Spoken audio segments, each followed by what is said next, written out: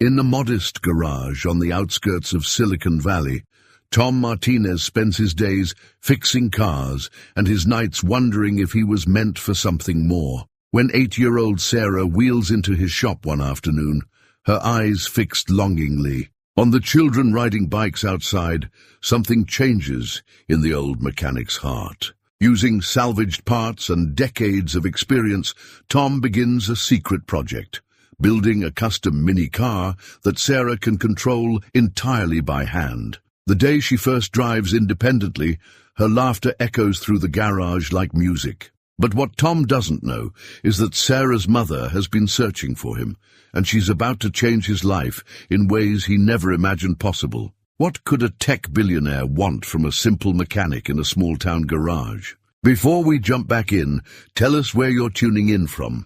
And if this story touches you, make sure you're subscribed, because tomorrow I've saved something extra special for you. The brass bell above Martinez Auto Repair's door hadn't changed in 30 years. Neither had the toolbox sitting beneath the workbench, a weathered testament to craftsmanship passed down from father to son. Tom Martinez ran his calloused fingers over the worn leather handle, just as he did every morning, before reaching inside for the 10mm socket wrench that had helped fix countless engines. Morning light filtered through the dusty windows, casting long shadows across the concrete floor. The air carried the familiar blend of motor oil, rubber, and decades of mechanical devotion. At 62, Tom moved with the deliberate grace of someone who knew every inch of his domain. Each tool had its place, each creaking floorboard its story. "Morning, Mr. Martinez." Carlos, the teenager from 2 blocks over, was already waiting outside. His '89 Civic had been making that clicking sound again. "Think you can take a look?" Tom smiled, his weathered face crinkling at the corners. "Timing belt's probably just loose again. Come on in, kid." He'd been fixing cars for Carlos's family since before the boy was born, charging only what they could afford. That's how things worked in this part of town. Community over profit, relationships over receipts. Inside his office, a dusty engineering degree from San Jose State hung beside photographs of cars he'd brought back from the brink. He'd graduated top of his class in '85, dreams of designing revolutionary vehicles dancing in his head. Life had other plans. When his father's health failed, the family garage called him home. Sometimes late at night he still sketched designs in an old notebook, innovations that might have been. The morning rolled on like countless others before. Mrs. Chen's Corolla needed new brake pads.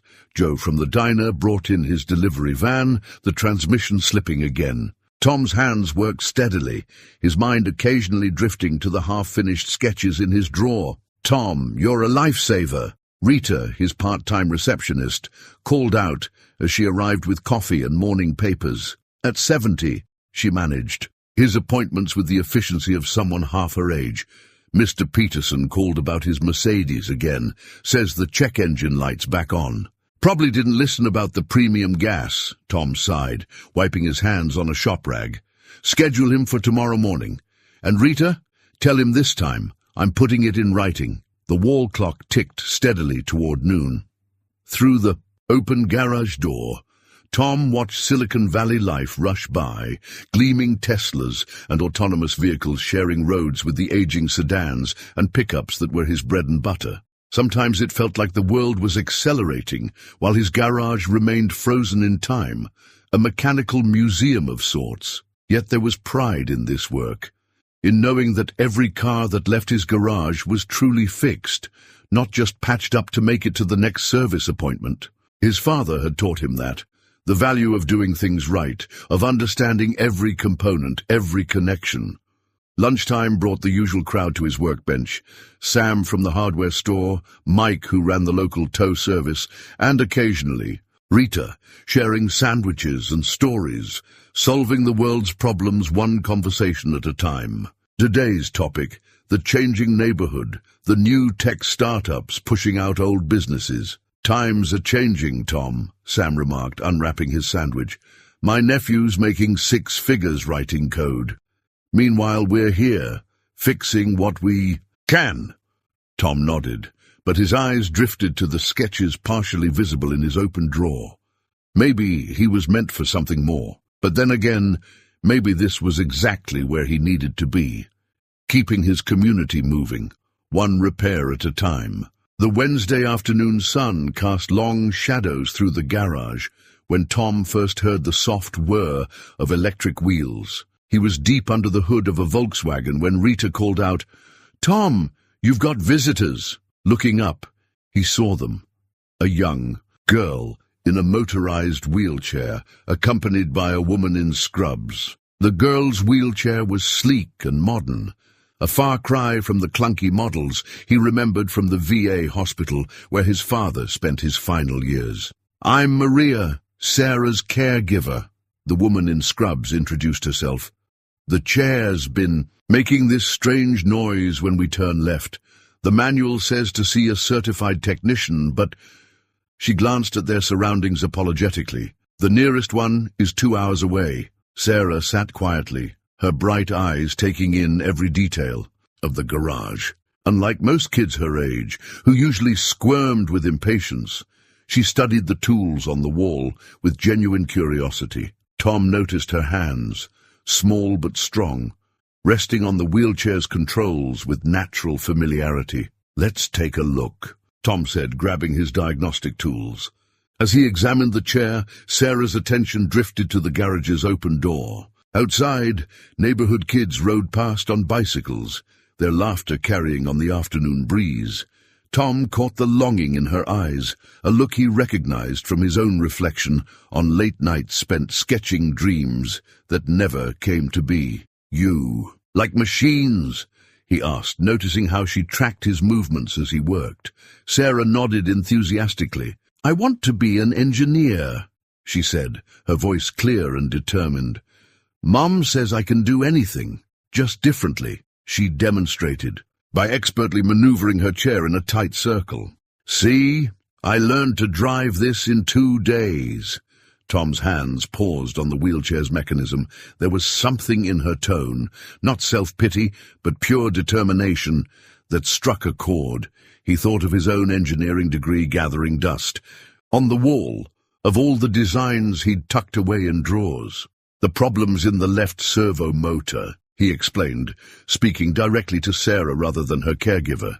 "See this part here? It's like the steering wheel in a car, but it uses electricity instead of mechanical force." Sarah leaned forward, absorbing every word. As he worked, she asked questions that surprised him with their insight. Why did the motor make that sound? How did the controller know which way to turn? Each answer seemed to light a new spark in her eyes. "All fixed," Tom announced finally, running a last diagnostic check. "Should turn smooth as silk now." Sarah tested the repair, executing a perfect figure-8 pattern in the garage. "It's better than new," she exclaimed. Then, almost as an afterthought, "I wish I could drive a real car someday." The words hung in the air as Maria helped Sarah put her backpack on the chair's hooks. Tom watched them leave, Sarah taking one last look at the kids on their bikes. Long after they'd gone, he found himself staring at his old notebook of designs, mind churning with possibilities he hadn't considered in years. That night, sleep proved elusive. Tom lay awake, thinking about Sarah's words, about the look in her eyes when she watched those bikes. He thought about his own dreams, shelved but never forgotten.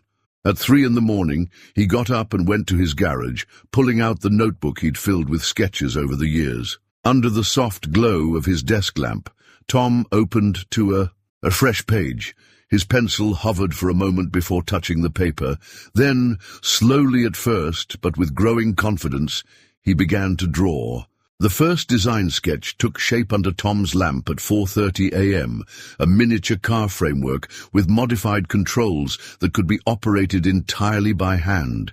He'd worked through the night, fueled by coffee and forgotten possibilities, filling page after page with technical drawings and calculations. "You're here early," Rita remarked when she arrived, eyeing the empty coffee pot. She knew that look in his eyes. She'd seen it decades ago when he'd first returned from engineering school. Before life had steered him towards simpler repairs. "Just catching up on some paperwork," Tom said, carefully sliding his notebook into a drawer. He wasn't ready to share this yet, not until he knew it was possible. After hours, Tom transformed the garage's back corner into his workshop. He'd learned long ago to keep parts that might be useful someday. Motors from power windows, high-grade aluminum scraps, control mechanisms from luxury vehicles. Now, spread across his workbench, these forgotten pieces began to look like possibilities. The steering system came first. Tom modified a power steering unit from a scrapped golf cart, reducing its resistance and adapting it for hand control. His fingers, stiff from years of wrenching on engines, remembered their old precision as he soldered delicate electronic connections. "What are you working on back there?" Sam asked one afternoon, trying to peek around the tarp Tom had hung. "Just organizing some old inventory," Tom replied, but his mind was already racing through the next phase of modifications. He'd need to custom fabricate the frame, something light enough for the small electric motor, but sturdy enough to be safe. Late at night, after the last customer had gone, Tom would lose himself in the project. He adapted a seat from a child's pedal car, reinforcing it with additional support. The hand controls took shape slowly, a delicate balance of responsiveness and safety. Each component he added was tested dozens of times, his engineer's mind unwilling to compromise on precision. But challenges emerged. The first control system prototype proved too stiff for small hands. The second was too sensitive. Tom found himself returning to his old engineering textbooks, reviewing principles of mechanical advantage and electronic control theory he hadn't thought about in years. "You've been different lately," Rita observed one morning, setting his coffee on the workbench. "Like you've got a secret." She smiled knowingly but didn't pry. In 40 years of friendship, she'd learned when to let Tom work things out on his own. The breakthrough came 3 weeks in, at 2 a.m. on a Wednesday. Tom had been struggling with the acceleration mechanism. Standard car controls required too much force for a child. As he sat back, rubbing his tired eyes, they fell on an old Xbox controller one of his younger customers had left behind months ago. "Of course," he whispered, reaching for his notebook. "The proportional thumb controls." That was the answer. By midnight the next day, he had adapted the controller's mechanism into a sleek hand throttle that even his arthritic fingers could operate with ease. Progress came in small victories. A smoother turning radius, a more responsive brake system, a frame design that would allow easy access from a wheelchair. Each solution led to new challenges, but Tom found himself energized in a way he hadn't felt in decades. 1 month in, he stayed late again, making minute adjustments to the seat support. Through the garage's open door, he could hear children playing in the evening light. The sound reminded him of Sarah's expression as she watched the bikes pass by. He adjusted the support bracket one more time, his movements precise and purposeful. The project was taking shape, but more than metal and motors was being transformed in that back corner. With each modification and refinement, Tom felt something. Awakening. The engineer he'd almost forgotten he could be, the innovator he'd once dreamed of becoming.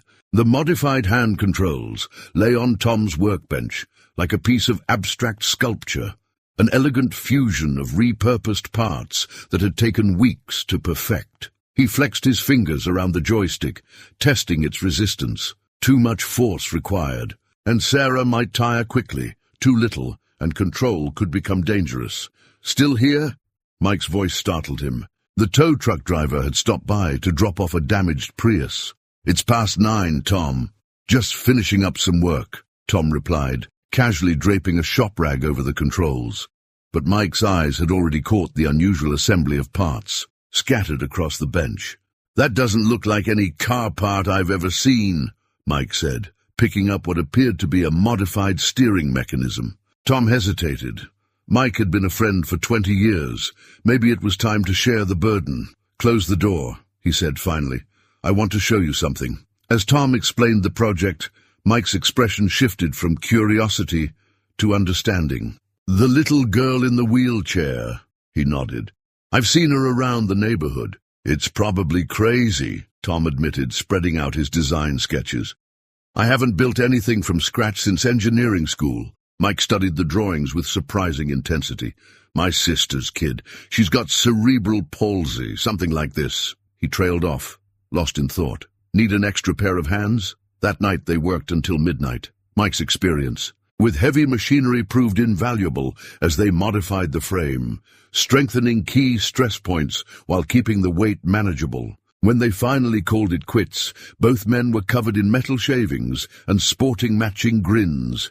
But the next day brought fresh challenges. The electric motor they'd salvaged from an old golf cart wasn't providing smooth acceleration. Tom spent hours adjusting the controller, only to have it fail during testing. Each solution seemed to spawn new problems. "Maybe we need to rethink the power system," Mike suggested during one of their late-night sessions. "My nephew's got one of those high-end remote control cars. The motors they use these days, they're something else." Tom found himself learning about new technologies he'd never considered. LED displays that could show battery life and speed. Modern safety sensors that could prevent collisions. Each innovation required more research, more late nights poring over technical specifications. The project consumed his free time. Regular customers began to notice the changes, the dark circles under his eyes, the distracted manner during simple repairs. Rita started bringing him extra coffee without being asked, her concerned glances following him as he disappeared behind the tarp. "Whatever you're doing back there," she said one morning, "just make sure you're taking care of yourself too." 6 weeks in, Tom hit a wall. The hand controls worked perfectly on the bench, but when integrated with the power system, they became erratic. Frustrated, he spent an entire Sunday testing and retesting connections, getting nowhere. That evening, preparing to lock up, he noticed a family passing by the garage, a father teaching his daughter to ride a bike, holding the seat as she wobbled forward. The girl's laughter echoed off the walls, and Tom felt a renewed surge of determination. He returned to his workbench, mind churning. What if he was approaching this wrong?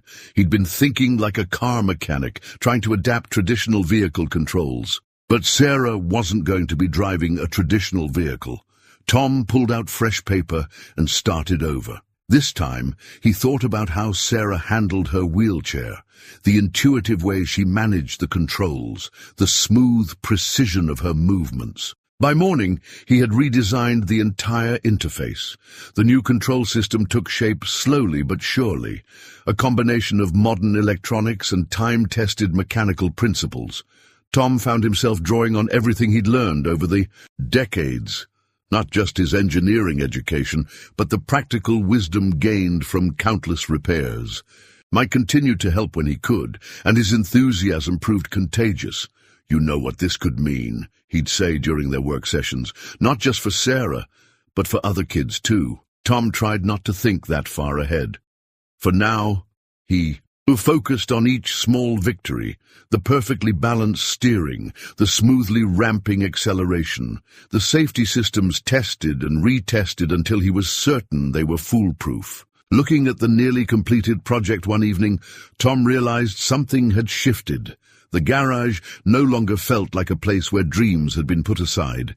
Instead, it had become a workshop where new ones were taking shape, one careful modification at a time.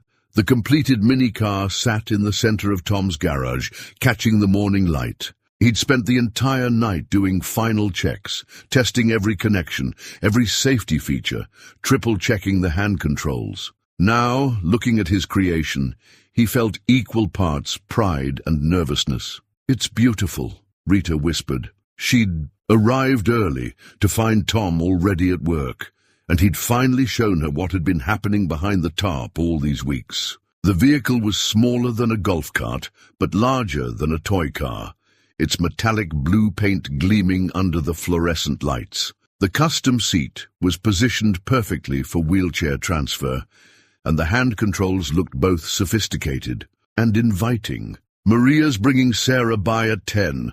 Tom said, adjusting the safety harness one more time. If everything goes well, it will, Rita assured him, squeezing his shoulder. You've put your heart into this. The morning crept by with agonizing slowness. Tom turned away 3 customers, claiming equipment problems. He couldn't bear the thought of being elbow-deep in an oil change when Sarah arrived. Mike showed up at 9:30, unable to stay away. Had to see this, he said, circling the vehicle admiringly. You've done something special here, Tom. At precisely 10:05, the familiar whir of Sarah's wheelchair approached the garage. Tom's heart jumped as he heard Maria's voice. Sarah, Mr. Martinez asked if we could stop by this morning. He has something to show you. Sarah entered the garage, and for a moment, everything stood still. Her eyes went wide as she took in the mini-car, its custom controls gleaming invitingly. Is that? She began, unable to finish the question. It's for you, Tom said softly, if you'd like to try it. Sarah's wheelchair moved forward, slowly, almost reverently. Her small hand reached out to touch the smooth metal of the frame. You built this? She whispered. Well, Mike helped. Tom smiled, nodding toward his friend. Want to see how it works? The next few minutes were spent explaining the controls, how the joystick managed both steering and speed, how the safety systems would prevent any sudden movements, how the special seat was designed for easy transfer. Sarah absorbed every detail, her eyes bright with understanding. Can I?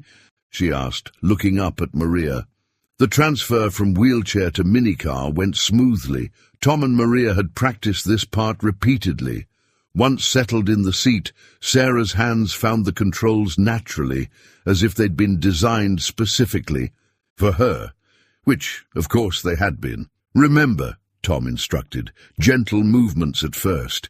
The controls are very responsive. He stepped back, heart pounding. This was the moment of truth. Sarah's first movement was tentative, a slight forward motion that brought a gasp of delight to her lips. The car responded perfectly, gliding forward with smooth precision. Encouraged, she attempted a gentle turn, and the vehicle curved gracefully.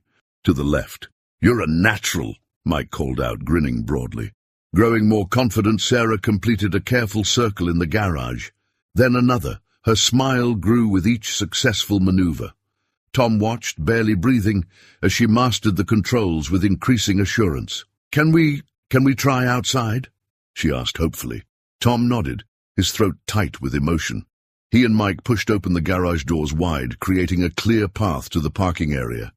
Sarah guided the mini-car forward into the sunlight, where neighborhood kids had already begun to gather, drawn by the unusual sight. In the morning light, Sarah executed perfect figure eights, her laughter ringing out across the parking lot. The neighborhood children watched in amazement as she maneuvered the vehicle with growing confidence, her joy infectious. Mr. Martinez, Sarah called out after several minutes of successful driving. Thank you. Her eyes shone with tears of happiness, reflecting the same moisture Tom found in his own. Rita appeared at his side, pressing a tissue into his hand.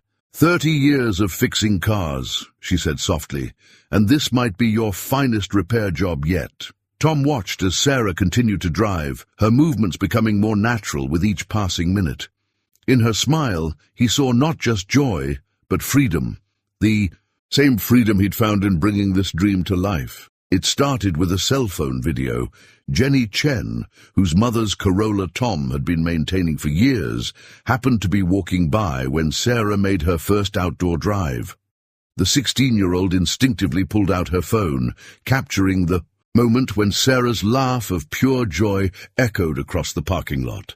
This is amazing, Mr. Martinez, Jenny called out, her phone still recording. Can I post this? People need to see this. Tom hesitated. He was an old-school mechanic who still advertised in the local penny saver. Social media wasn't his territory.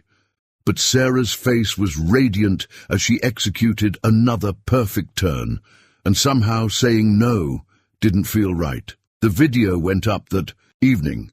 Local mechanic builds custom car for girl in wheelchair engineering to kindness, charge to disability. By morning, it had 10,000 views. "Tom?"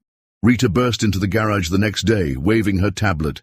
"Have you seen this? Your videos everywhere!" She thrust the device at him, showing comments flooding in from around the world. "This is what engineering should be about. Someone give this man a research grant. My daughter has cerebral palsy. We need this." The local news van arrived. Before lunch, Tom tried to wave them away, but Sarah's mother had already given permission for her daughter to be interviewed. The reporter's eyes lit up when Sarah demonstrated the hand controls, explaining the engineering with surprising technical accuracy. "Mr. Martinez taught me how it all works," she beamed at the camera. "He made it so I could drive just like everyone else." The story aired that evening. Silicon Valley mechanic engineer's hope. Tom watched it at home, uncomfortable with the attention, but moved by Sarah's infectious enthusiasm on screen. His phone started ringing immediately. Old engineering classmates, fellow mechanics, parents of disabled children. "Tom," Mike called early the next morning, "you need to see these emails." He'd helped Tom set up a proper business email years ago, which Tom rarely checked. Now it was flooded with messages. Mother in Oregon, whose son had lost mobility in an accident. A veterans organization interested in adaptive vehicles. 3 different engineering firms asking about patents and licensing. "I didn't build it for this," Tom protested, overwhelmed by the attention. "I just wanted to help Sarah." But the momentum was building. The video had been picked up by major news outlets. Online forums were dissecting his design, praising its elegance and simplicity. Parents of disabled children were sharing their own stories, asking how they could get something similar for their kids. A week after the first video, Tom arrived at his garage to find a crowd waiting. Parents with children in wheelchairs, engineering, students, local reporters. Sarah was there too, proudly demonstrating the minicar's features to an awestruck audience. "Mr. Martinez," called out a woman who'd driven up from Los Angeles, "how much would you charge to build one for my daughter?" Tom looked at the hope in their eyes, feeling the weight of possibilities he'd never considered. This wasn't just about one car or one child anymore. Something bigger was taking shape, something that reached far beyond his small garage. That evening, after everyone had gone, Tom sat at his workbench, looking at his father's old toolbox. Next to it lay printouts of emails, technical questions, and heartfelt pleas from parents across the country. His notebook was open to fresh sketches, improvements and variations sparked by conversations throughout the day. His phone buzzed with a text from Sarah. "Thank you for making my dream come true. Now can we help make other kids' dreams come true too?" Tom picked up his pencil, began sketching again. Maybe this was what he'd been meant for all along, not designing fancy cars for Silicon Valley, but building something that could change lives, one adaptation at a time. What he didn't know was that across town, in a sleek high-rise office, Sarah's mother was watching the viral video for the 3rd time, her mind racing with possibilities. The sound came first, a distant thrum that grew steadily louder, drowning. At the usual morning garage noise, Tom was underneath a Toyota when Rita burst in, her voice pitched high with excitement. "Tom, there's a helicopter. It's actually landing in the parking lot." He rolled out from under the car, wiping his hands on his work pants. The beating of rotors had become deafening, and through the open garage door he could see papers and debris swirling in the downdraft. The sleek black helicopter touched down with precise control, its blades slowly spinning to a stop. A small crowd had already gathered, neighbors, customers, kids on bikes. Mike pulled up in his tow truck, mouth agape. The helicopter's door opened, and a woman stepped out.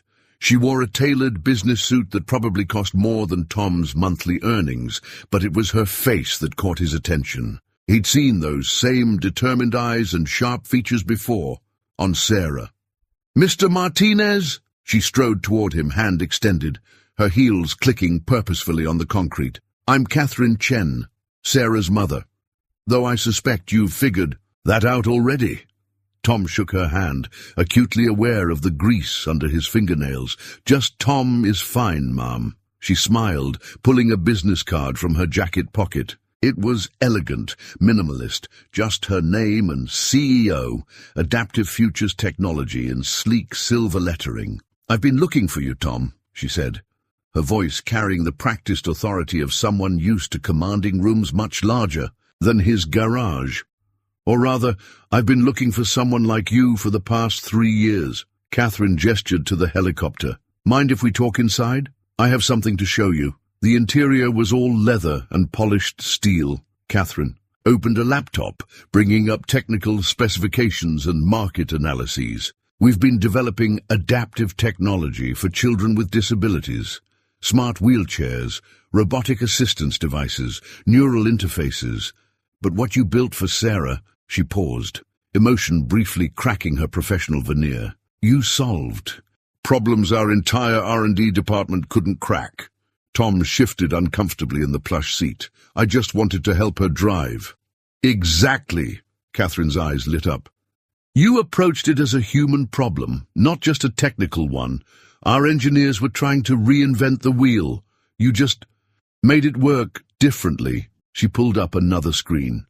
"Have you seen how many families are asking about your design?" She didn't wait for an answer, launching into a proposal that made Tom's head spin.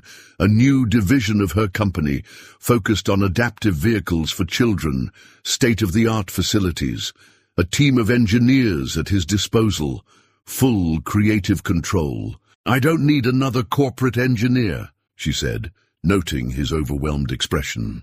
"I need someone who understands both the mechanics and the heart of what we're trying to do, someone who can see the person behind the problem." Through the helicopter's window, Tom could see his garage, the faded sign, the old toolbox visible. Through the door, the wall where his engineering degree hung. 30 years of fixing what was broken, making do with what he had. "What about my customers?" he asked. "Some of these families, they depend on me." Catherine's expression softened. "Tom, think bigger. What if instead of fixing their cars, you could help their children? Not just Sarah, but thousands of kids like her." She handed him another document, preliminary patent applications for his design.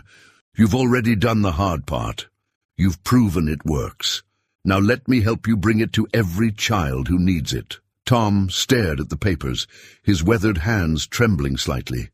Through the window he could see Rita and Mike watching anxiously from the garage doorway. Beyond them, neighborhood kids were still circled around the helicopter, their faces pressed against the chain-link fence.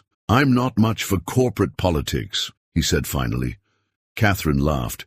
"Trust me, what you did with that mini car, that's worth more than all the corporate maneuvering in Silicon Valley. I'm not asking you to change who you are, Tom.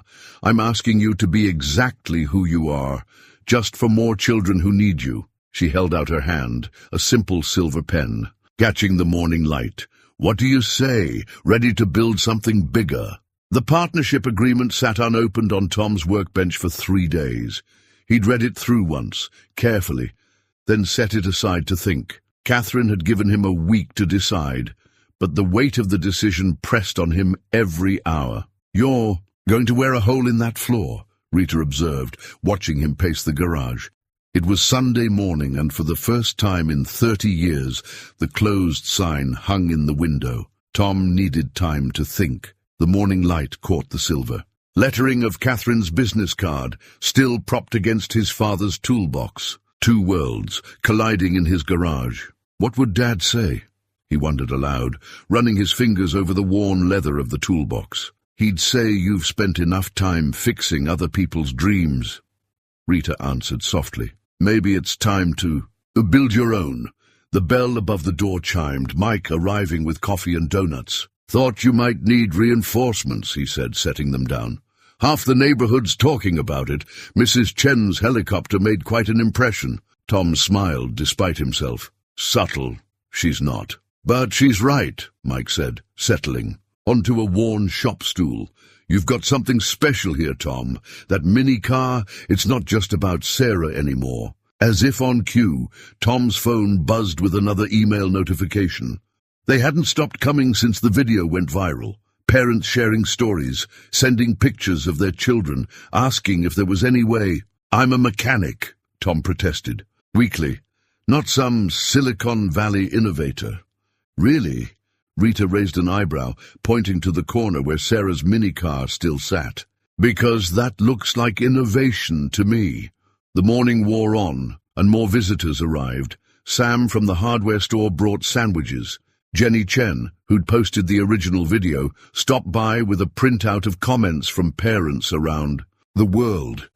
Even Mr. Peterson, whose Mercedes was perpetually troubled, came to offer his thoughts. "Times change, Tom," the elderly man said wisely. "Question is, do we change with them?" Late afternoon found Tom alone in the garage, surrounded by the ghosts of decisions past and future. He picked up his father's wrench, the one they'd used together on his first repair job. "Fix what's broken," his father had always said, but maybe some things needed more than fixing. He opened his notebook, flipping through the pages of designs he'd sketched since building Sarah's car. Improvements, variations, new ideas that woke him in the middle of the night. Each one represented a child who could know the freedom Sarah had found. The sound of small electric wheels announced Sarah's arrival. She maneuvered her wheelchair through the open door, followed by Maria. "Mom said you're thinking about it," Sarah said, her eyes bright with hope. "About helping other kids like me?" Tom nodded, unable to speak for a moment. "When you were building my car," Sarah continued, "you told me that engineering was about solving problems to help people. Remember?" "I remember." "Well," she grinned, executing a perfect spin in her wheelchair, "looks like you've got a lot more people to help now." Tom looked around his garage, at the tools that had served him faithfully for decades, at the walls that held so many memories. Then he looked at Sarah, at the freedom and joy his work had given her. He picked up the partnership agreement, feeling its weight in his hands. Not just paper and ink, but possibilities. Dreams waiting to be built. "Your mother drives a hard bargain," he said to Sarah, reaching for a pen. "She says that's how you know something's worth doing," Sarah replied with a knowing smile. As Tom signed his name, he felt something shift. Not an ending, but a transformation, like the moment when a repair finally clicks into place, when broken parts become whole again. Through the garage door, he could see the faded sign that had carried his father's name, then his. Soon it would change again. But maybe that was okay. Maybe that was exactly what it had been waiting for all along. The architectural plans spread. Across Tom's workbench looked like something from a science fiction movie. The old garage would remain. Catherine had understood immediately when Tom insisted on keeping it. But beside it would rise a state-of-the-art facility, design studios, fabrication workshops, testing areas, all dedicated to creating adaptive vehicles for children. "What do you think?" Catherine asked, watching Tom study the blueprints. "We can modify anything that doesn't work for you." Tom traced the lines with a calloused finger, his mind already seeing possibilities. "The testing area needs to be bigger," he said finally. "And these workstations, they should be adjustable. Some of our engineers might be in wheelchairs themselves." Catherine smiled at the word, "our." It had been 2 weeks since Tom signed the agreement, and he was already thinking like a leader. The transition began slowly, then accelerated. Tom's regular customers were surprised to find letters in their mailboxes, recommendations for trusted mechanics in the area, along with a personal note explaining the change. Mr. Peterson actually cried when he read his. "You fix more than just cars, Tom," the old man said, stopping by one last time. "You fixed our faith in people." The construction crew arrived on a Monday, setting up barriers around the expansion site. Tom kept the garage operating, but now his repairs had a different purpose. Each car that came in became a study in adaptation possibilities. How could this steering system be modified? What could this transmission teach them about smooth power delivery? Catherine brought in a team of young engineers, but insisted they work in the garage first. "Learn from Tom," she told them. "He sees solutions where we see problems." The engineers were skeptical at first. Ivy League graduates paired with a self-taught mechanic. But Tom's practical knowledge proved invaluable. He taught them to think with their hands, to feel the mechanics of a problem. Book learning's important, he told them, but machines talk to you if you know how to listen. Sarah became a regular visitor, her insights helping bridge the gap between technical capability and practical need. She took particular interest in the design software, quickly learning to manipulate 3D models with the same skill she showed in her minicar. "We should make it customizable," she suggested one afternoon, manipulating a design on the computer. "Every kid's different. The controls should adapt to them, not the other way around." The idea sparked a breakthrough. Tom spent a night sketching a modular control system that could be configured in multiple ways. The engineers were excited. This could revolutionize not just their vehicles, but adaptive technology in general. Rita adapted to her new role as office manager of the expanding operation, bringing order to the chaos of construction and creation. "Just don't expect me to use one of those fancy coffee machines," she warned when she saw the break room plans. Mike's tow truck became a regular sight, now bringing in vehicles for research instead of repairs. He had a knack for finding cars with unique control systems that might inspire new adaptations. The days grew longer, filled with meetings and design reviews, but Tom found himself energized rather than exhausted. Each morning brought new challenges, new possibilities. The engineering degree on his wall no longer felt like a reminder of dreams deferred. It was a foundation for dreams being built. One evening, after the construction crews had gone home, Tom sat in his father's old chair, surveying the changing landscape of his world. The garage lights cast long shadows across the new foundation next door, where tomorrow would bring more progress, more possibility. His phone buzzed with a text from Catherine. "Design team loved your modular control. Concept. Patent office preliminary review looks good. You're changing the game, Tom." He smiled, picking up his notebook. The pages were filled with new sketches now, each one a possibility waiting to be born. Through the open door, he could hear the distant sound of Sarah testing the latest prototype, her laughter carrying on the evening breeze. The world was changing around him, but here in his garage, surrounded by tools and dreams and the ghosts of countless repairs, Tom felt more at home than ever. He wasn't just fixing things anymore. He was building tomorrow, one adaptation at a time. The progress report on Tom's desk told a story of success in numbers and charts. 6 prototype vehicles completed, 15 more in development, patent applications filed, construction ahead of schedule. But numbers couldn't capture the tension headache building behind his eyes. "We need to talk about the control system." Derek, the lead engineer from MIT, stood in the doorway of Tom's office, a space he still wasn't used to having. "The safety certification team has concerns." Tom rubbed his temples. They'd been over this 3 times already. "The system works. We've tested it extensively." "In garage conditions," Derek countered. "But for mass production we need to make it so safe it's unusable." Tom stood up, his chair scraping against the floor. "Come with me." He led Derek through the construction zone to the original garage, where Sarah was helping another girl, Emma, try the latest prototype. Emma's cerebral palsy made her movements jerky, unpredictable, the very things Derek's team worried about. "Watch," Tom said quietly. Emma's hand gripped the modified controls. The first movement was shaky, but the system compensated smoothly, responding to her intention rather than the precision of her motion. Her face lit up as the vehicle moved exactly as she wanted. "That's what we're building," Tom said. "Not just safety features. Freedom." Derek's expression softened, but his concerns remained. "The liability issues can be solved," Tom interrupted, "but not by making it too complicated for the kids who need it most." The exchange highlighted a growing challenge. Tom's practical, hands-on approach sometimes clashed with the corporate requirements Catherine's company had to meet. Each innovation needed testing, documentation, certification. processes that seemed to drag on forever. "You look tired," Rita observed, bringing him coffee later that afternoon. The construction noise from next door had become a constant backdrop, punctuated by the beeping of backing trucks and the clang of steel beams. "Growing pains," Tom sighed, showing her the latest budget report.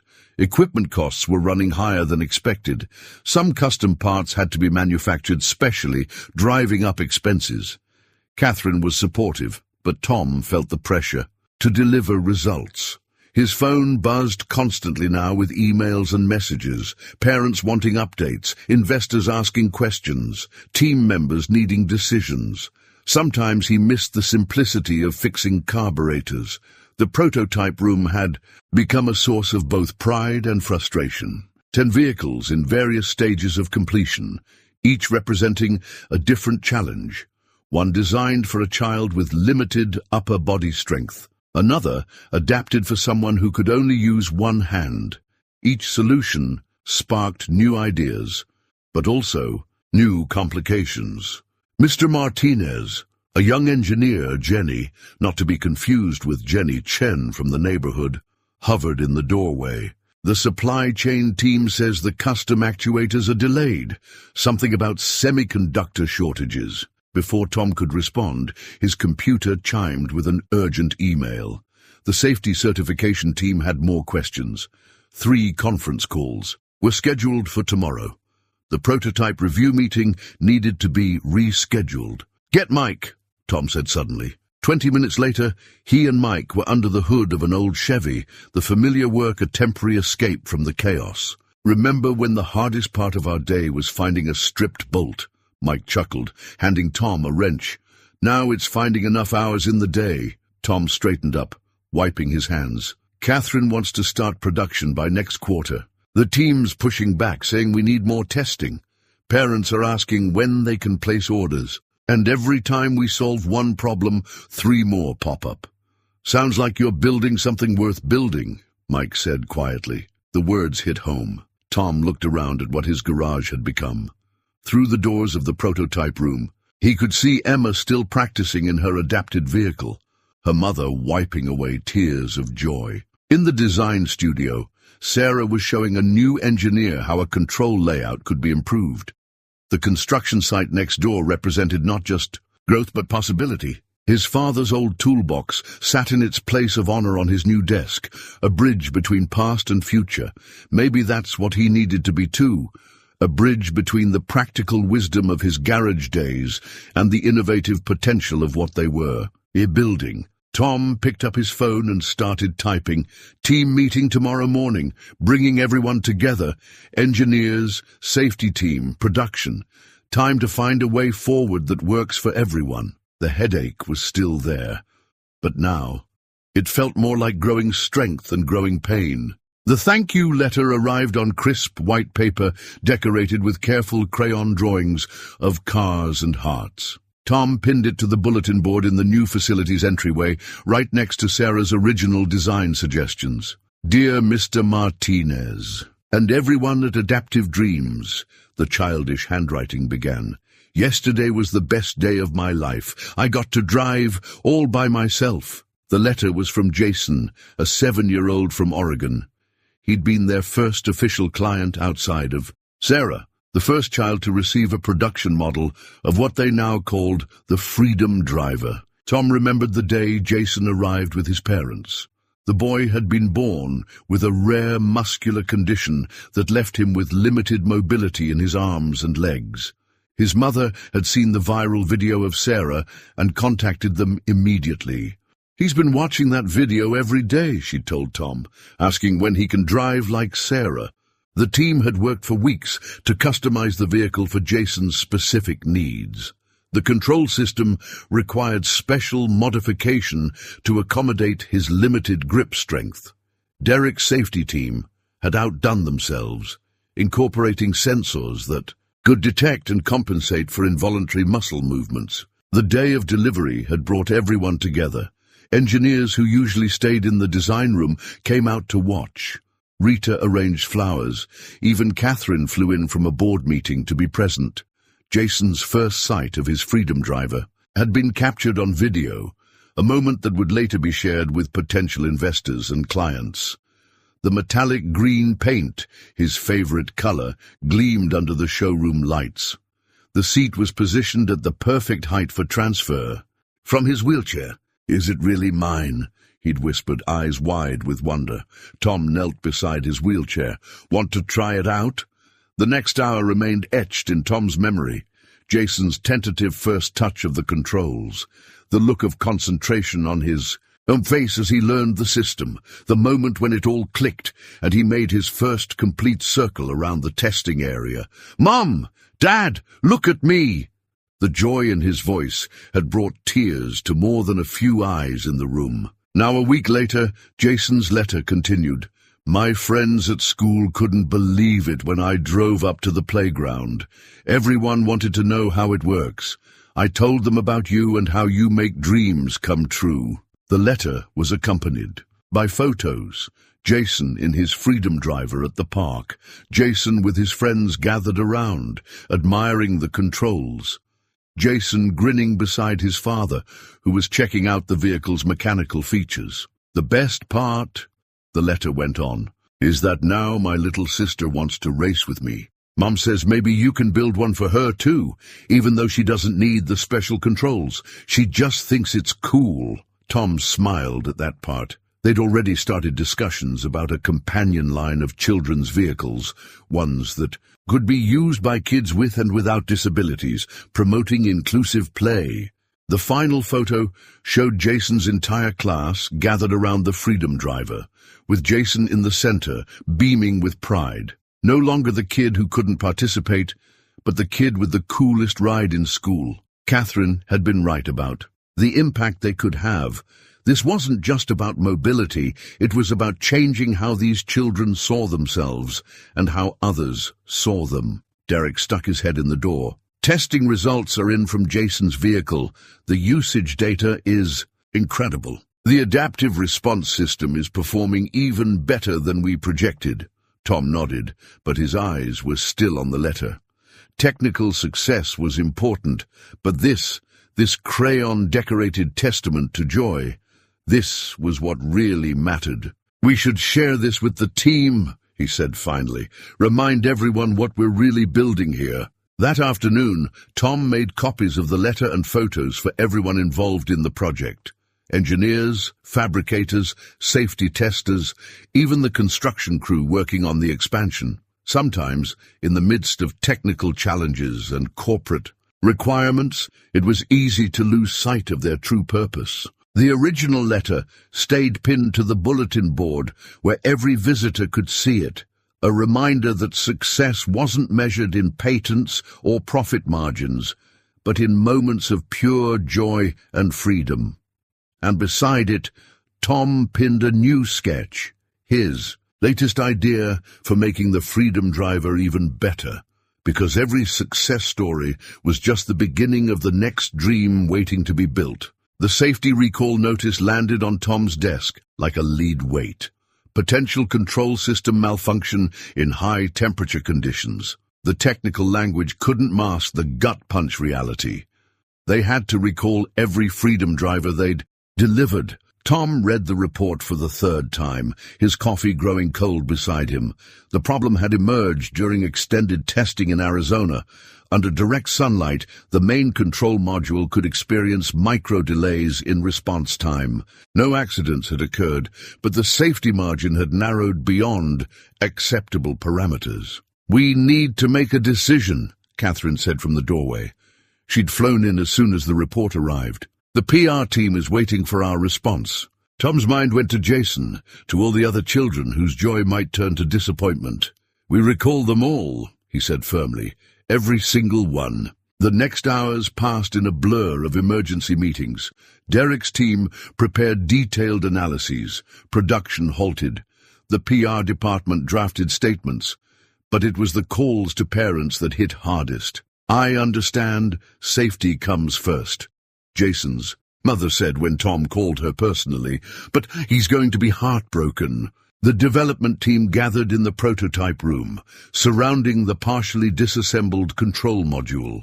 Coffee cups and takeout containers littered the workbenches, evidence of hours spent searching for a solution. The problems in the thermal management, Derek explained, pointing to microscopic stress patterns in the circuitry. Heat build-up affects the response time by milliseconds, but milliseconds matter, Tom finished. He picked up one of the faulty modules, turning it over in his hands. 30 years of fixing cars had taught him that sometimes you had to step back to see the whole picture. Sarah wheeled into the room, her face concerned. I heard about the recall. Can I help? Tom looked at her thoughtfully. Actually, yes. Tell me, when you're using the controls, what does it feel like when they're working perfectly? Sarah demonstrated with her hands, describing the subtle feedback, the immediate response. As she talked, Tom's eyes drifted to the old air conditioning unit humming in the garage window, the one he'd modified years ago to keep his diagnostic equipment cool during California summers. Derek, he said suddenly, what if we're thinking about this wrong? Instead of trying to make the system resist heat, what if we help it stay cool? The next 48 hours were a frenzy of innovation. Tom's garage experience with engine, cooling systems merged with Derek's electronic expertise. Sarah provided constant feedback on control feel. Even Mike contributed, sharing knowledge from his years of working on overheated vehicles in desert conditions. The solution emerged piece by piece. A passive cooling system integrated into the control housing, combined with a software update that could detect temperature changes and adjust sensitivity accordingly. Simple, reliable, and, most importantly, retrofittable to existing vehicles. It's elegant, Catherine said, reviewing the design. How soon can we implement? We can modify existing units in under an hour, Derek reported. Mobile teams could handle the retrofits on site, minimize disruption for the families. Tom nodded, but his mind was already moving forward. We should offer something more. These families trusted us. We need to show them that trust means something. The solution came in the form of an upgrade package. New features they'd been developing for the next model now offered free to all recalled vehicles. Enhanced customization options, improved battery life, a new user interface that Sarah had helped design.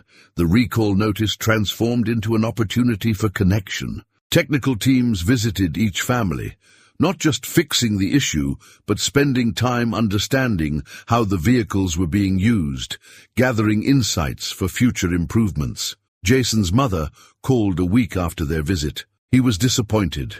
At first, she admitted, but when your team showed him all the new features he'd be getting, I haven't seen him this excited since the first delivery. Late one evening, after the last retrofit report had come in, Tom sat in his old garage chair.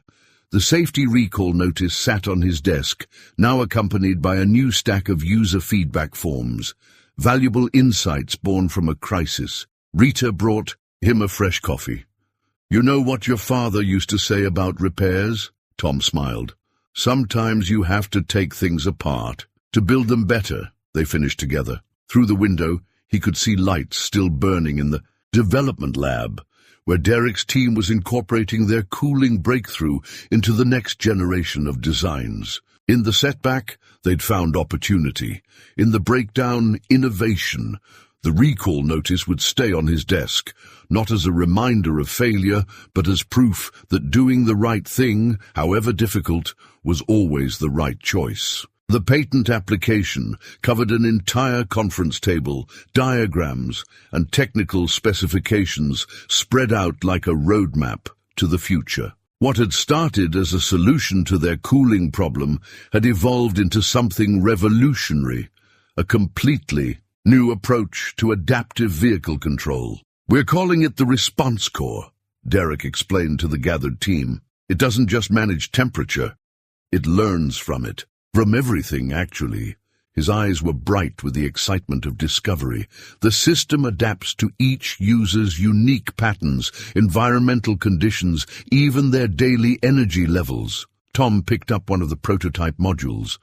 It looked Deceptively simple, a testament to elegant engineering. The real magic lay in how it combined his old-school mechanical insights with cutting-edge, adaptive technology. "Show them," he nodded to Sarah, who had become an integral part of the development team. Sarah demonstrated the new interface, her movements fluid and natural. "It feels different for everyone," she explained. "Watch what happens when I pretend to be tired."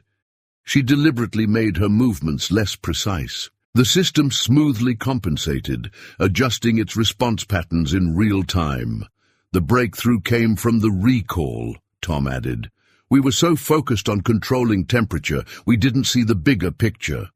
Every factor that affects performance, temperature, user fatigue, time of day, they're all opportunities for adaptation." Catherine, watching from the doorway, stepped forward.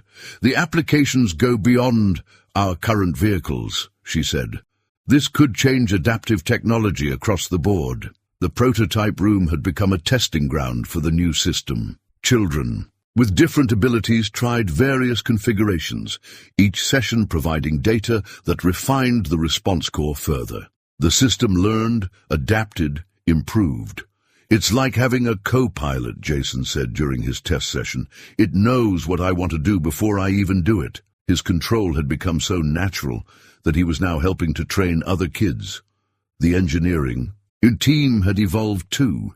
The divide between Tom's practical experience and their theoretical knowledge had dissolved into a powerful synthesis. Young engineers sought his insights on mechanical principles, while he absorbed their expertise in digital systems.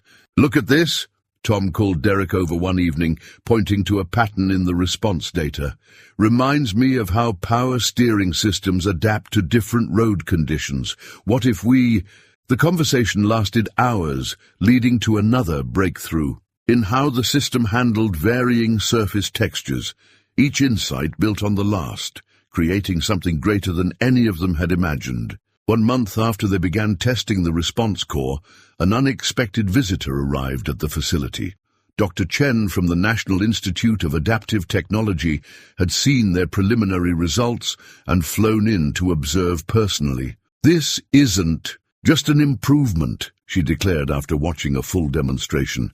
"This is a paradigm shift in how we approach adaptive systems." The patent application reflected this transformation. Pages of technical specifications described not just a control system, but a new way of thinking about human-machine interaction. Each diagram, each careful annotation represented countless hours of testing, refinement, and breakthrough moments. "Remember when we thought the recall was going to sink us?" Rita mused, bringing coffee to the team as they prepared for another late night of testing.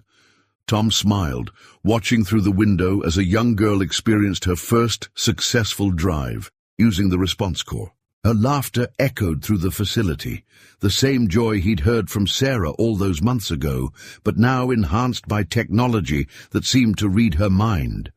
The final section of the patent application detailed future applications: rehabilitation equipment, prosthetics, educational tools. The response core's ability to learn and adapt opened doors they'd never considered. "You've built something extraordinary here," Catherine said, signing the last page of the application. "Something that goes far beyond what any of us imagined. When we started," Tom thought back to his days fixing cars in the old garage. He'd always believed in listening to machines, in understanding their language. Now they were teaching machines to listen to people, to understand and adapt to human needs in ways that seemed almost magical. Through the facility's windows, he could see the sun setting behind his old garage sign. Soon, products bearing the response core technology would help thousands of children find their freedom. But more importantly, they'd shown that setbacks didn't have to be endings. Sometimes they were just the beginning of something better. The world map on the conference room wall was dotted with colored pins, each one representing a location where the response core technology would soon change lives. Red pins for manufacturing facilities, blue for research centers, green for distribution hubs, and yellow, dozens of them, marking partner hospitals and rehabilitation centers. Phase 1 begins next month, Catherine explained to the board members gathered around the table. We start with 3 centers, here in California, 1 in Boston, and 1 in London. Tom studied the map, remembering when his whole world had been contained within a single garage. Now, pediatric mobility specialists from around the globe were reaching out, eager to implement the response core system. Tell them about Tokyo, Sarah prompted.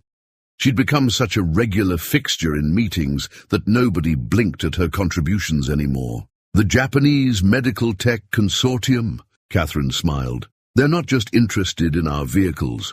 They want to license the response core for their entire line of pediatric mobility devices. The expansion wasn't just about geography.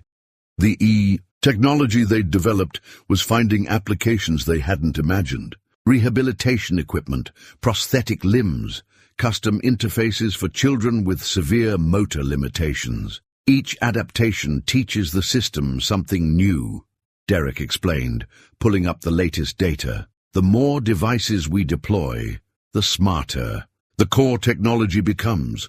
It's creating a network of knowledge. Tom thought about this as he walked through the prototype room later that day. What had started with one little girl watching kids ride bikes had grown into something that could help thousands of children around the world. Mr. Martinez? A video call was waiting in his office. A doctor from a children's hospital in Cape Town. We have 30 children here who could benefit from your technology. How soon can we begin training our staff? The questions were always the same, no matter where they came from. When can we start? How many children can you help? How quickly can you scale up? The answers were taking shape in the new facilities, rising around the original garage. Training centers where medical professionals could learn to customize the response core for their patients. Manufacturing spaces designed to produce components that could be assembled locally, reducing costs and delivery times. We need to think about accessibility, Tom insisted during a planning meeting. Not just physical accessibility, financial too. Every child deserves this chance. Catherine had already been working on that angle. A foundation was being established, funded by licensing fees from commercial applications of the response core technology. For every corporate client who used their system in high-end medical equipment, dozens of children would receive adapted vehicles at minimal cost. The expansion brought challenges, of course. Cultural differences needed to be considered. Local regulations varied by country. Each new application required testing, certification, training programs. But they had built something that could scale. The response core's adaptive nature meant it could be customized for different needs, different cultures, different circumstances. A child in rural India could have their device optimized for unpaved roads. A user in Norway could have systems rated for extreme cold. Look at this, Sarah called Tom over one afternoon. She was video chatting with a girl in Australia who was using a response core-equipped wheelchair to play basketball. The system was learning from her movements, anticipating her needs during the game. The map in the conference room gained new pins every week. Partners in Brazil wanting to establish a research center. A children's hospital in Germany adopting the technology for their rehabilitation program. A medical school in Singapore incorporating response core training into their pediatric specialty program. Tom kept his father's old toolbox in his office, a reminder of where it all started. But now it sat beside samples of response core components from manufacturing partners around the world. The simple dream of helping one child drive had evolved into a global network of innovation and hope. Sometimes I wonder, he said to Rita one evening, looking at the world map, what Dad would think of all this. Rita smiled, adjusting a pin that marked their newest partner facility in Montreal. He taught you to fix what was broken, she said. You're just doing it on a bigger scale than he could have imagined. Through his office window, Tom could see the lights of the original garage, still open, still serving the local community.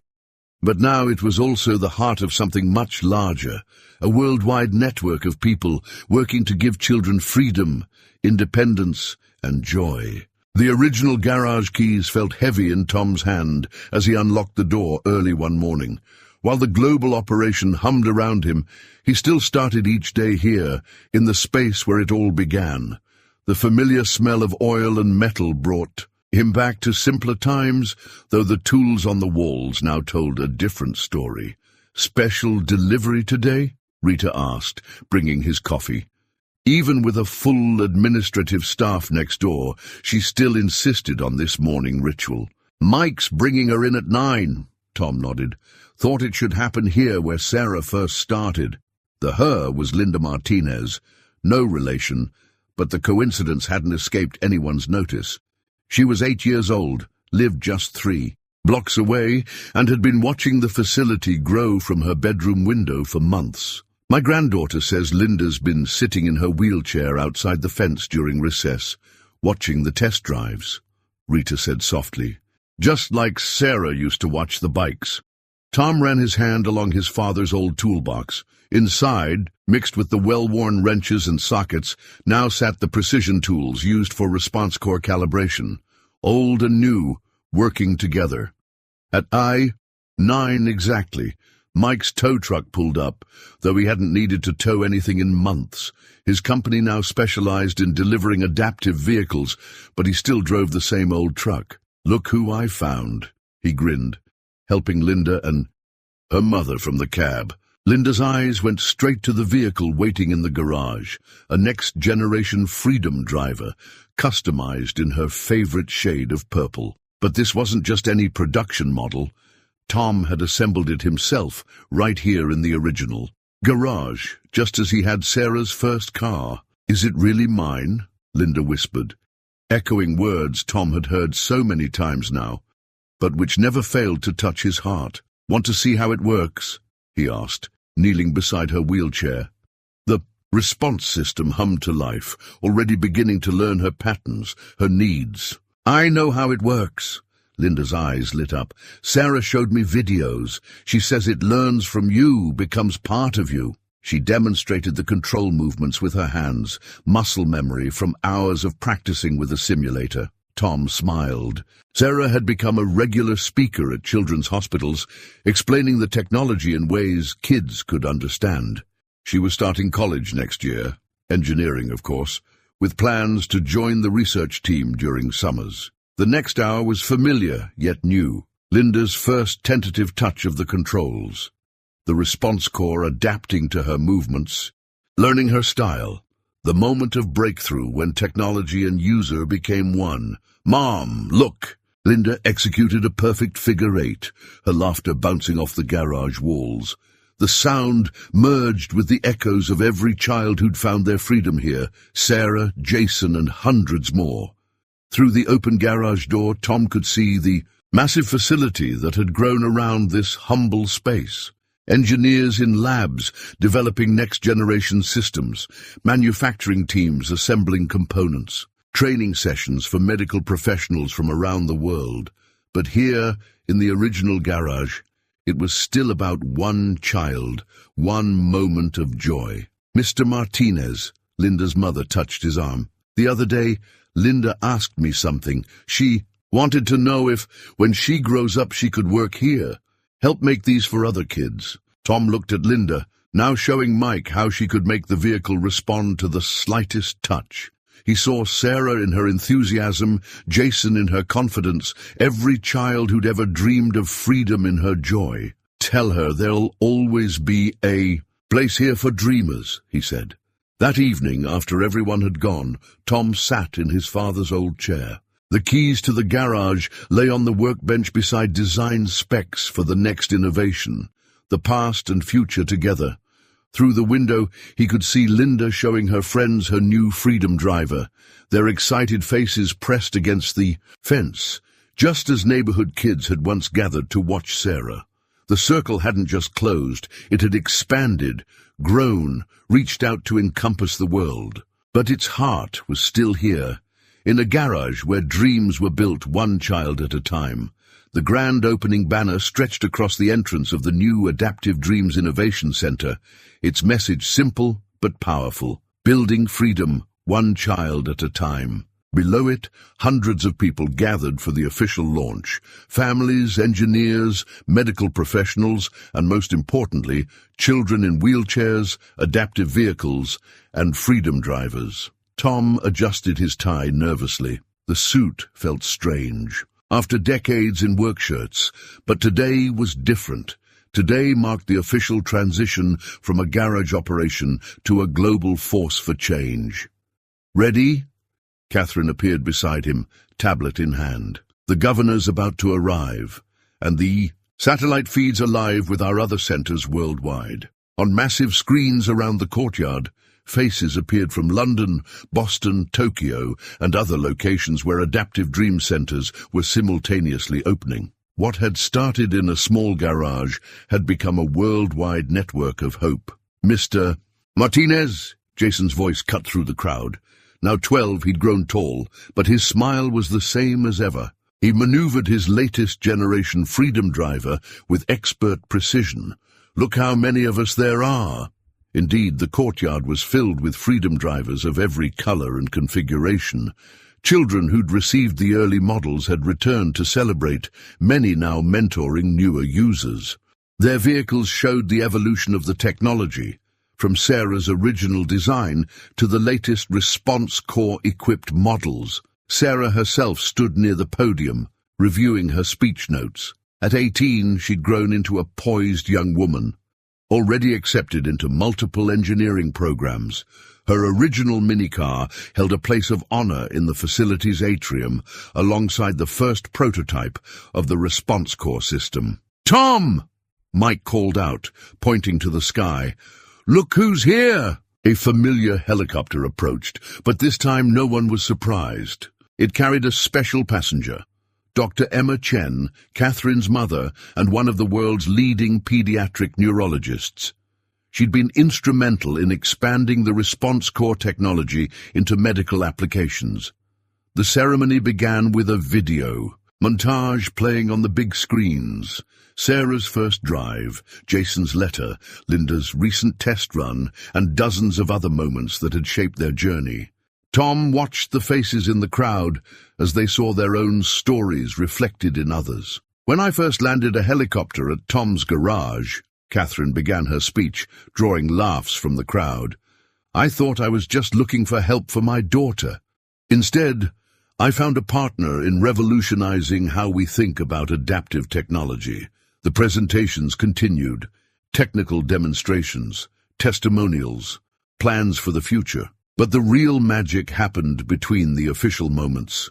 A young girl showing a newly arrived boy how to optimize his controls, parents exchanging stories and contact information, engineers from different continents discussing new applications. "Remember when fixing carburetors was the highlight of our day?" Rita mused, appearing at Tom's side with his coffee. Some traditions never changed. Before Tom could respond, Linda wheeled up rapidly. "Mr. Martinez, come quick. We're doing a parade." Sure enough, the children had organized themselves into an impromptu procession of freedom drivers, led by Sarah and Jason. They wound through the courtyard in a rainbow of colors and configurations, each vehicle as unique as its driver. The global feeds showed similar celebrations happening worldwide. In London, children raced through an obstacle course. The Tokyo Center demonstrated new rehabilitation applications. Boston unveiled a prototype sports program. Tom, Catherine, touched his arm. "It's time." He approached the podium, his hands trembling slightly. The noise of the crowd faded as he looked out at the sea of faces, each representing a dream made real, a barrier broken, a life changed. "When I was a boy," he began, his voice steady despite his nerves, "my father taught me that fixing things wasn't just about tools and parts. It was about understanding what was broken and finding a way to make it whole again." He gestured to the original garage, still standing proudly beside the new facility. "In that garage, we didn't just fix cars, we built dreams, and now, together, we're building them on a scale I never imagined possible." The crowd erupted in applause, but Tom wasn't finished. But we're not done. Every child deserves the chance to write their own story of freedom. And as long as there are dreams to build, we'll be here to build them. As if on cue, the parade of freedom drivers circled one final time, their young drivers cheering. Above them, the banner rippled in the breeze, its message a promise to every child still waiting for their chance to drive, to explore, to be free. The family photo wall in the Innovation Center's main lobby told 1,000 stories, smiling faces from around the world, each capturing a moment when freedom became possible. Tom often found himself drawn here during quiet moments, remembering names, faces, stories that had shaped their journey. 1 year after the grand opening, the wall had grown to cover an entire corridor. Today, he added a new photo, a young boy from rural Minnesota taking his first solo drive in the snow, the response core system adapting flawlessly to the challenging conditions. Still adding to your collection? Sarah's voice carried from her wheelchair. Home from her first year of engineering school, she'd grown more confident, more determined. The technical insights she brought from her studies were already influencing their next generation of designs. Just got this one this morning, Tom smiled, adjusting the frame. Their local mechanic helped with the delivery, used to restore old farm equipment. Now he's our certified installation specialist for 3 counties. They walked and rolled together through the facility. The original garage remained operational, not just as a museum piece, but as a working shop where Tom still spent time developing new ideas. He believed innovation needed to stay grounded in practical experience. In the main workshop, Linda was showing a group of visiting children how the response core adapted to different users. At 11, she'd become one of their most effective young ambassadors, breaking down complex technology into understandable terms. It's like having a friend who really gets you, she explained, demonstrating how the system learned from each user. The more you use it, the better it understands what you need. The research wing buzzed with activity. Derek's team was working with medical partners worldwide, expanding the response core's applications. Rehabilitation centers reported breakthrough results. Children who'd struggled with traditional therapy were making remarkable progress with adaptive systems. Tom! Catherine waved him into the conference room. Tokyo just sent the preliminary results from their pediatric prosthetics trial. The response patterns are extraordinary. But it wasn't all about expansion and innovation. Tom had insisted on maintaining the personal connection that had started it all. Every week he set aside time to work directly with local children, understanding their needs, learning from their experiences. Sometimes the smallest adjustments make the biggest difference, he often told his engineering teams. You have to listen to the users, not just the data. The mentorship program had grown beyond expectations. Teenagers who'd received the first freedom drivers were now helping new users, sharing their expertise, building a community. Jason had started a sports league, organizing friendly competitions that showcased what the vehicles could do.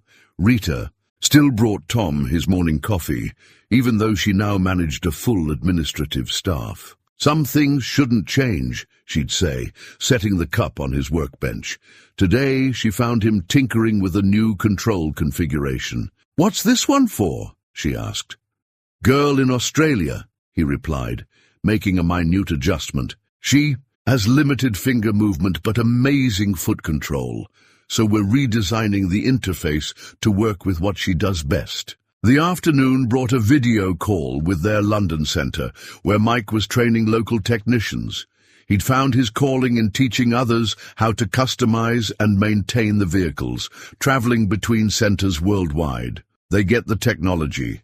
Quick enough, he reported, but I make sure they understand what you taught us, Tom, that it's not just about the machines. It's about the kids. As evening approached, Tom walked through the quiet facility. The labs were empty, the workshop still. But through the windows, he could see lights in the parking lot, where Linda and her friends were having an impromptu race night. Their laughter carried through the walls, a reminder of why they did this work. In his office, Tom's father's toolbox sat beside the latest response core prototype. He opened it, running his fingers over the worn tools inside, a reminder that the biggest dreams often start with the simplest acts of caring. The family photo wall caught the last rays of sunlight, each picture a window into a life changed, a barrier broken, a dream realized. Tomorrow would bring new challenges, new opportunities, new stories to add to their collection. But for now, Tom simply listened to the sound of children playing outside, their freedom drivers moving in perfect harmony with their wishes, their joy echoing across time from that first afternoon when Sarah watched kids riding bikes past his garage. Some dreams, he realized, never stop growing. They just find new dreamers to carry them forward.